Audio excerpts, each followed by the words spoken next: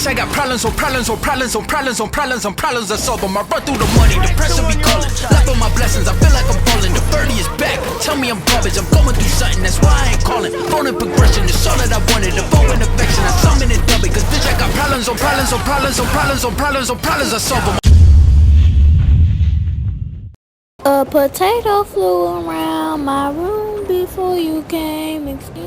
So here's the thing. I loved this game. We all knew I was gonna love this game. Spider-Man and Spider-Man Miles Morales are some of my favorite games ever made, so naturally the third installment would be something I enjoyed thoroughly at bare minimum. Don't get me wrong, I have plenty of issues with Marvel's Spider-Man 2. Spoiling it, obviously, but no replayable challenges for Peter, most of Peter's suits being kinda whack, not as much side content as the first game, the story feeling a bit more focused on Peter than it is on Miles, some of the Venom stuff, etc. I find all of that to be flawed, but I still consider this game a 10 in terms of my enjoyment of it. Its major story improvements over the first games, and most importantly, the Spider-Man story, or rather, the Spider-Men story, that it chooses to tell.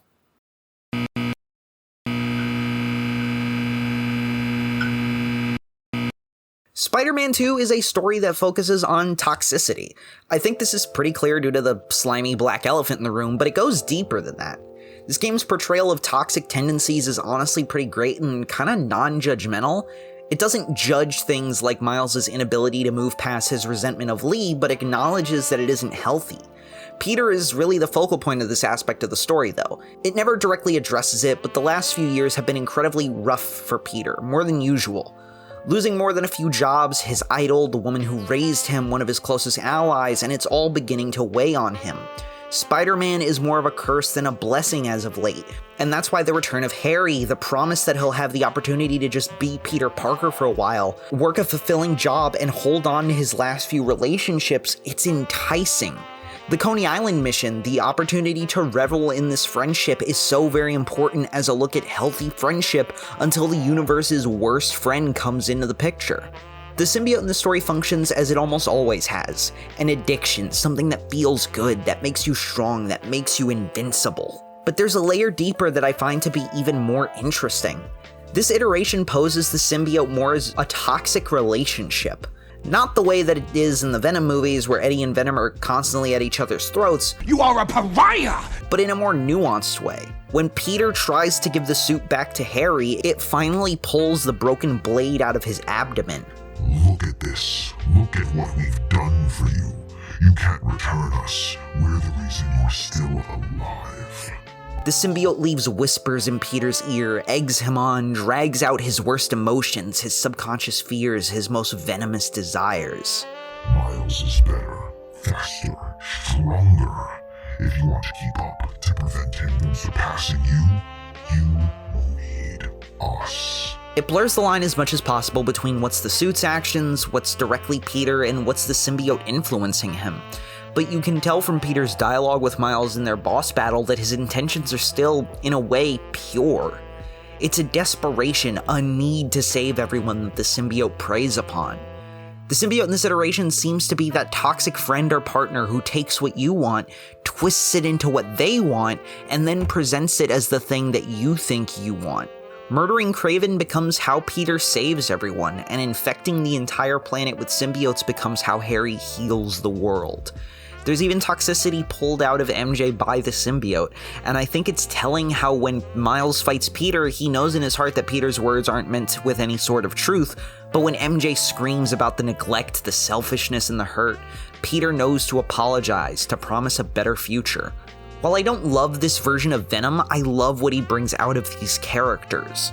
This toxic relationship and venomous rebound threaten to destroy the entire city, which is very much how these relationships can feel, which is why we need people like Miles. I can't let this go! I'm finally everything everyone needs me to be! Yeah, you don't even answer my calls anymore, man! Spider-Man 2 is a story with a lot of heart. Most of that heart, for me, came from Miles, a character I've grown to love more and more as the years have gone on, to the point that I just straight up prefer him to Peter at this point. I felt Miles was a bit underserved in this game at times. After all, the main gimmick of the game was the symbiote and Venom, both of which are Peter's stories. But the entire third act had me appreciating Miles more than anything. A Spider-Man fresh out of his origin, evolving as a hero while struggling to let go of that trauma that forged him and lacking any semblance of closure for it. Miles is proof that an alien parasite isn't needed to fall into negativity, isolation, and anger, and that's why I love the way they pair him with Mr. Negative, someone who once fell to negativity, isolation, and anger, but has worked to find a path of peace, growth, and kindness. It makes the object of Miles' frustration into the future he's moving towards, and maybe the most interesting case of the series delivering a foil for Spider-Man yet. Miles must learn to let go of his anger, and while he doesn't forgive Lee, he can't submit to the hate anymore. Again, that's why I love this Peter versus Miles boss fight. Their two influences prove exact opposites of one another in so many ways. Black and white versus white and black, a negative force becoming a positive and a positive force becoming a negative. And it shows the impact of one relationship, one friend who gets you, who can show you this isn't you. The one truly healthy relationship Peter still has is what's able to pull him back from the brink. I also just love this exchange. Miles, I'm sorry. Thank you for everything. That's what Spider-Man do.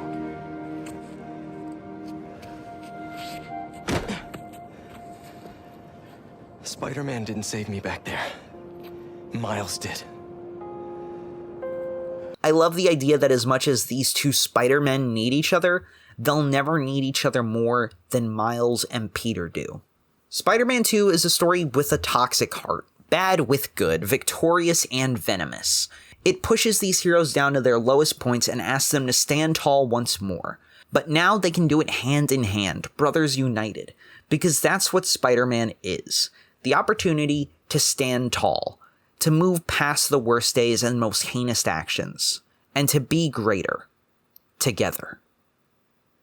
Special thanks to my buddies Omar, Christian, and Deverick for donating to the $10 tier on my Patreon. If you want to help me and this channel be greater, then please consider supporting us on Patreon. It really helps me out. I know I've been super inconsistent with the videos and with the Patreon stuff. It's been a hard time lately, so I'm trying to make sure that by the time 2024 rolls around, at least I will be able to, consistently do this and not hate it.